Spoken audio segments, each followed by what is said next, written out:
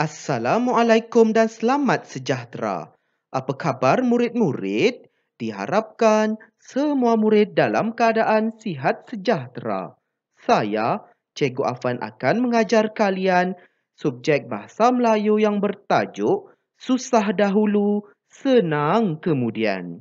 Untuk pengetahuan murid-murid, tajuk Susah Dahulu, Senang Kemudian ini terdapat pada muka surat 173 dalam buku teks Bahasa Melayu tahun 6. Diharapkan semua murid sudah pun bersedia untuk mengikuti pembelajaran pada hari ini. Standard pembelajaran pada hari ini iaitu 3.9.1 menulis ulasan tentang bahan sastera dan bukan sastera dengan menggunakan ayat yang gramatis. Objektif pembelajaran pada hari ini iaitu pada akhir pembelajaran dan pemudah caraan, murid akan dapat menulis sebuah ulasan tentang bahan sastera dengan menggunakan ayat yang gramatis mengenai susah dahulu, senang kemudian. Kedua, membaca dan menjelaskan sebuah teks petikan cerita mengenai susah dahulu, senang kemudian untuk memindahkan 4 maklumat tersurat dan tersirat kepada bentuk prosa. Kriteria kejayaan pada hari ini iaitu murid berjaya menulis sebuah ulasan tentang bahan sastera dengan menggunakan ayat yang gramatis mengenai susah dahulu, senang kemudian. Kedua, murid berjaya membaca dan menjelaskan sebuah teks petikan cerita mengenai susah dahulu, senang kemudian untuk memindahkan 4 maklumat tersurat dan tersirat kepada bentuk ulasan secara berperenggan.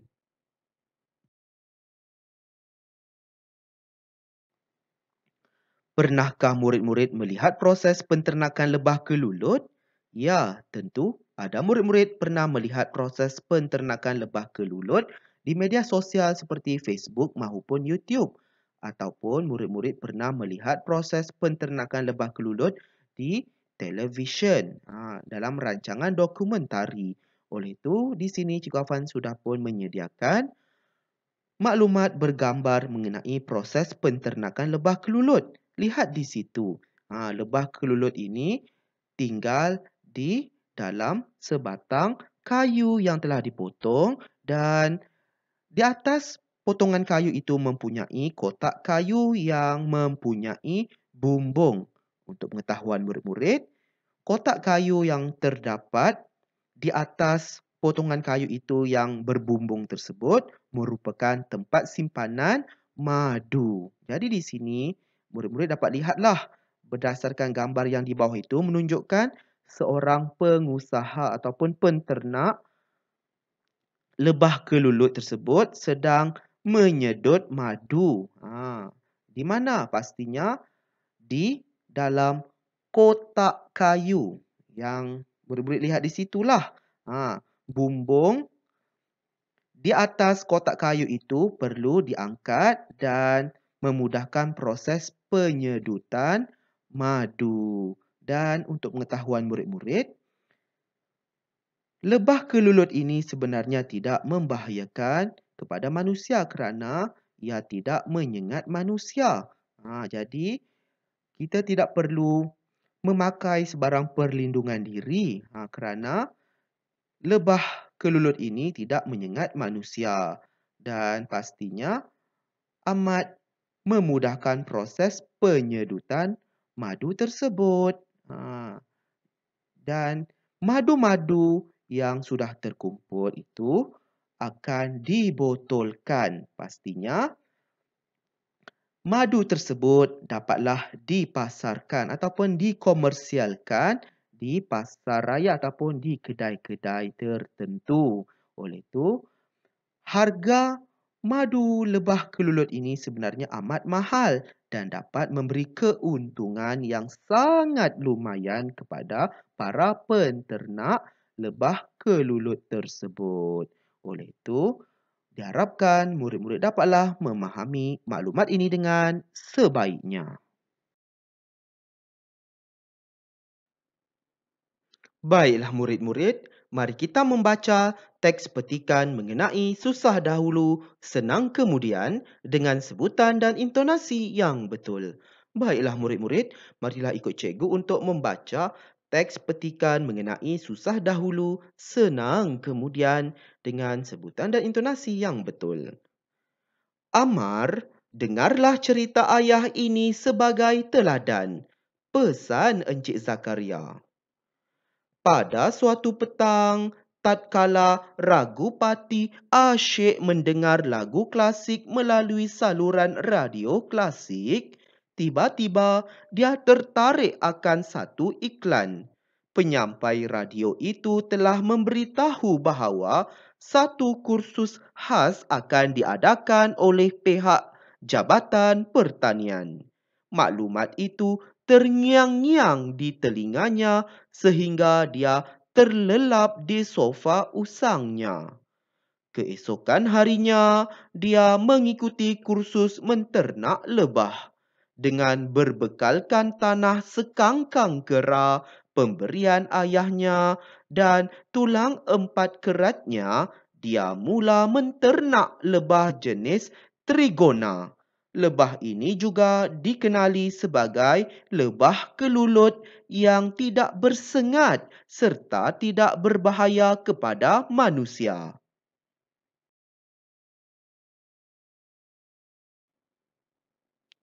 Ragupati menyediakan 700 kotak untuk dijadikan sarang kelulut.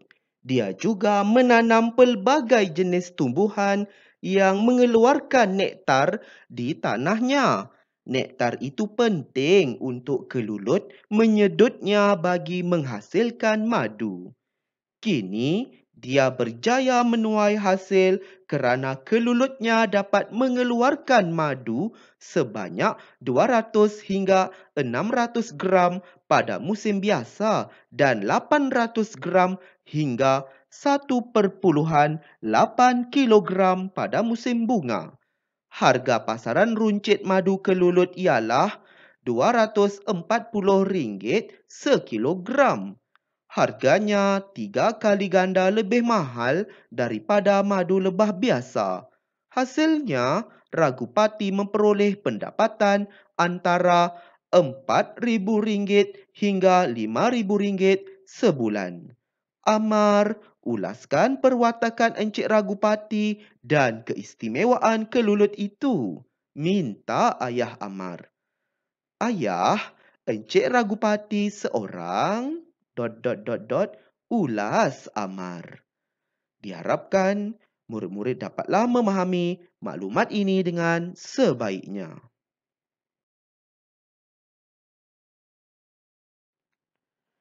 Kini, tiba masanya mari kita mengenal pasti maklumat tersurat dan tersirat berdasarkan teks petikan mengenai susah dahulu, senang kemudian.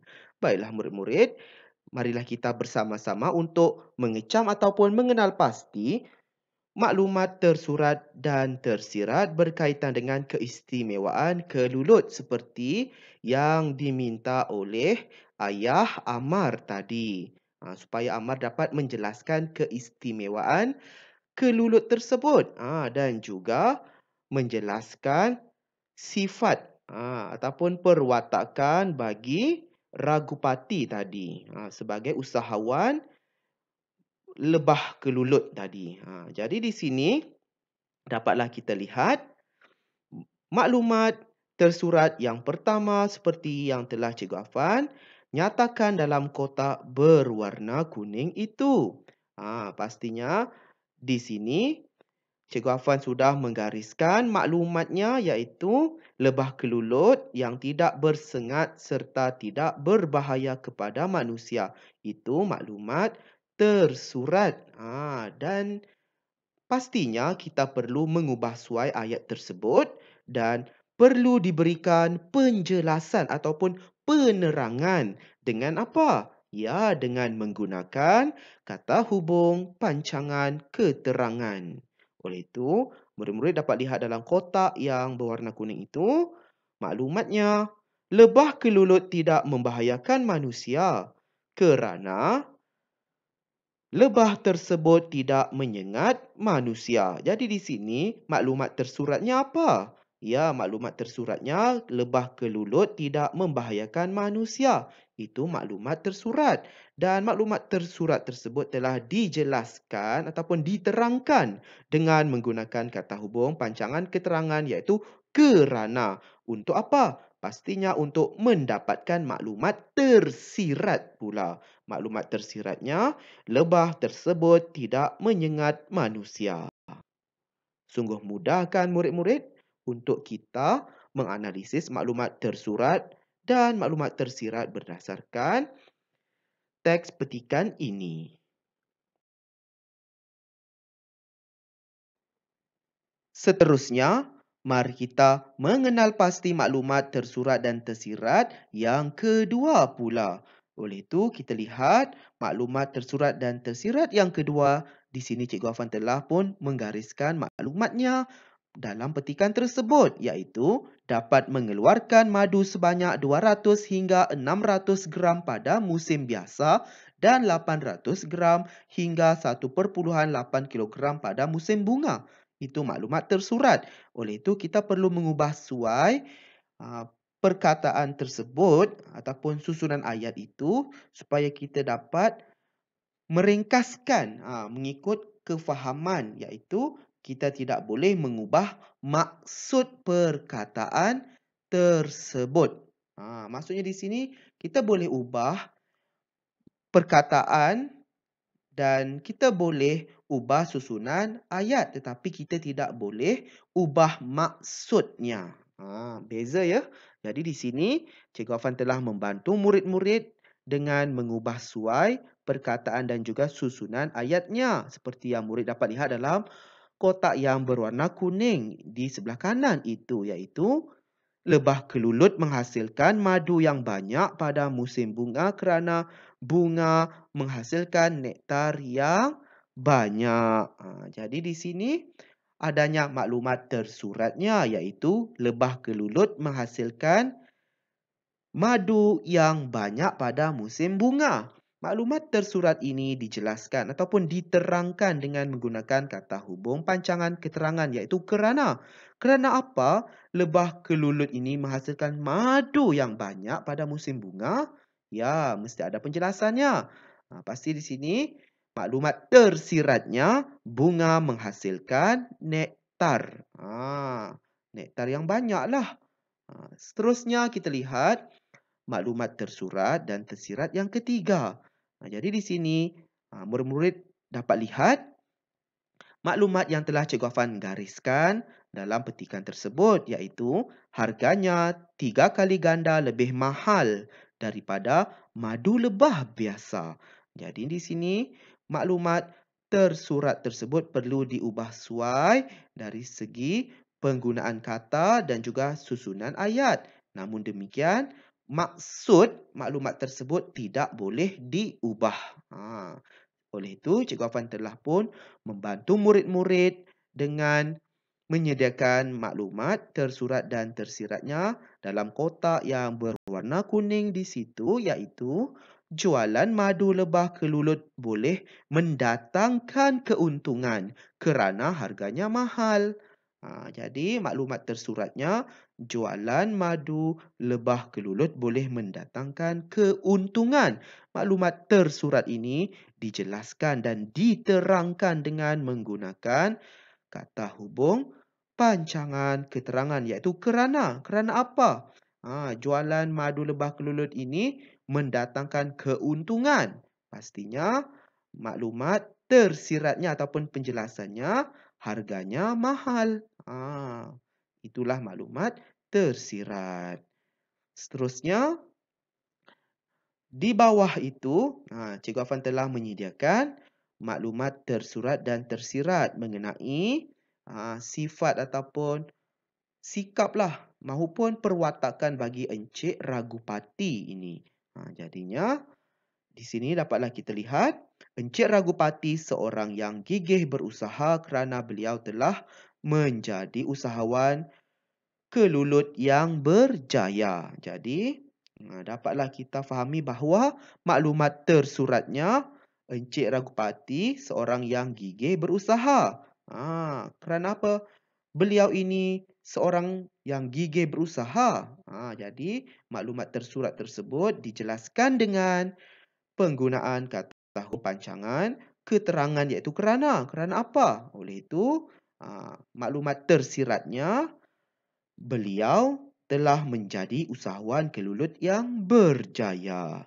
Itulah maklumat tersiratnya. Diharapkan murid-murid dapatlah memahami maklumat tersurat dan tersirat berdasarkan teks petikan mengenai susah dahulu, senang kemudian dengan sebaiknya.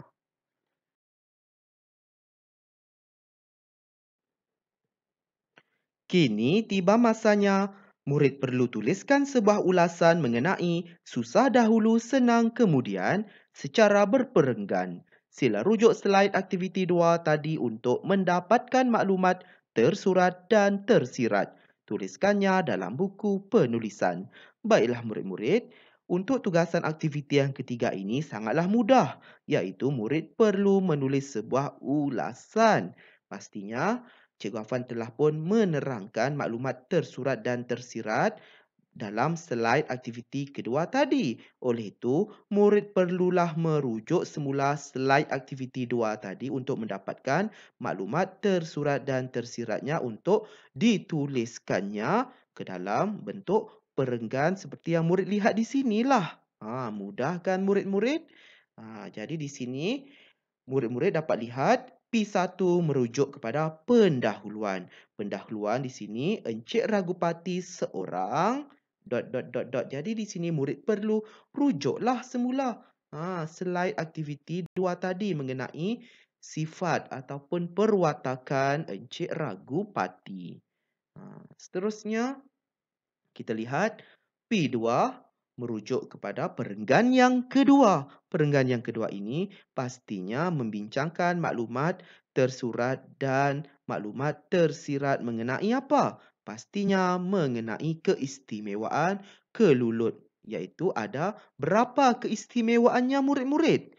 Ya, ada 3 keistimewaan kelulut tersebut. Jadi murid pindahkan sahaja ke dalam bentuk perenggan ini. Mudah kan murid-murid? Seterusnya P3 di bawah itu merujuk kepada perenggan yang ketiga, iaitu perenggan penutup. Perenggan penutup di sini Cikgu Afan sudah sediakan. Jadi terpulang kepada murid-murid untuk menyalin semula ataupun menjana idea sendiri untuk menghasilkan perenggan penutup. Diharapkan murid-murid dapatlah menyiapkan ulasan ini dengan tulisan yang kemas. Oleh itu, murid-murid dapatlah menyiapkan tugasan ini dengan sebaiknya. Selamat berjaya ya murid-murid. Semoga kita bertemu lagi dalam pembelajaran dan pemudahcaraan pada hari yang lain. Sekian, terima kasih.